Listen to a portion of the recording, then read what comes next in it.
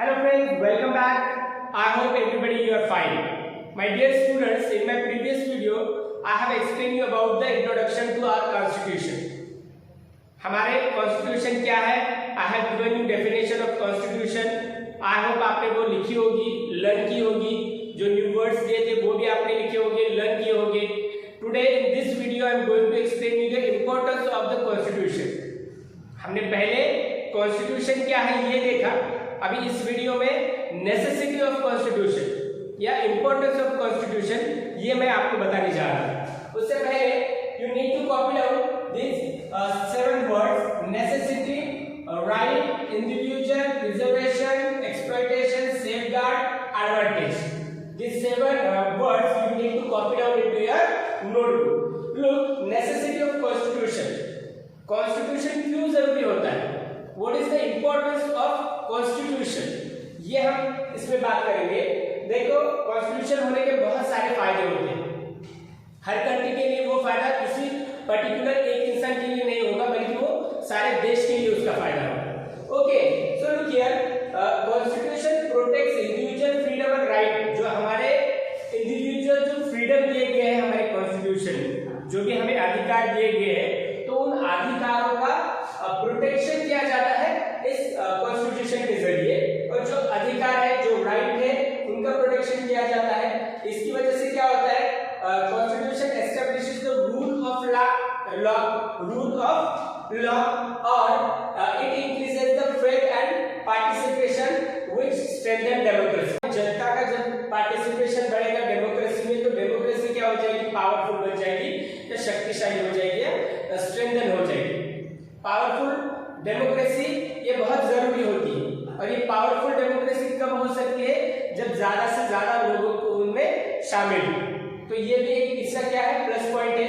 And it also fixes the responsibilities of the citizen. जैसे हमारे कुछ संविधान ने, हमारे कॉन्स्टिट्यूशन ने हमें कुछ अधिकार दिए हैं, है ना? हमारे कुछ राइट्स है. We have different rights, like the right to equality, right to freedom, right against exploitation, a right to freedom of religion, cultural and educational rights, and a right to property, etc. ये सारे अधिकार हैं. अधिकार कौन से? Right to equality means there is no discrimination on the basis of caste, religion, race और color.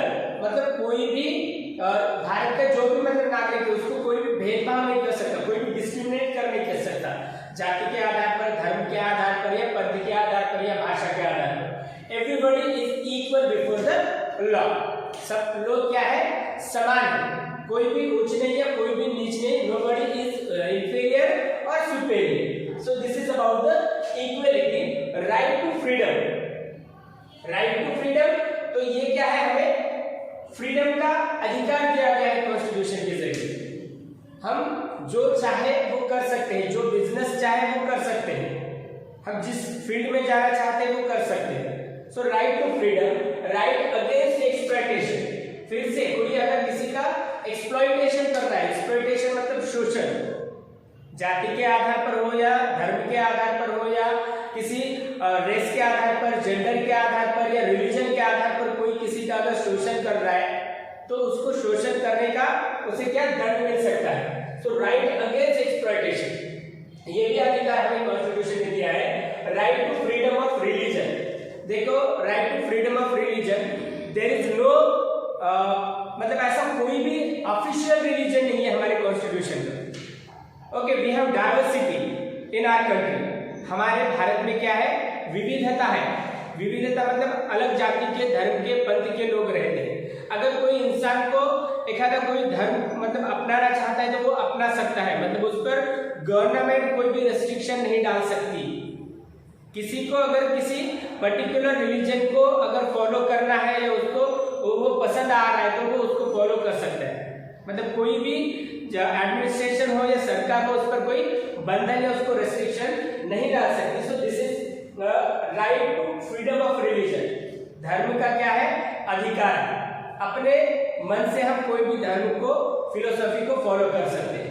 Next, cultural and educational rights. Educational rights आपको पता है, जो भी एजुकेशनल राइट्स है वो एजुकेशनल राइट्स हमें हमारे कॉन्स्टिट्यूशन ने दिए हैं.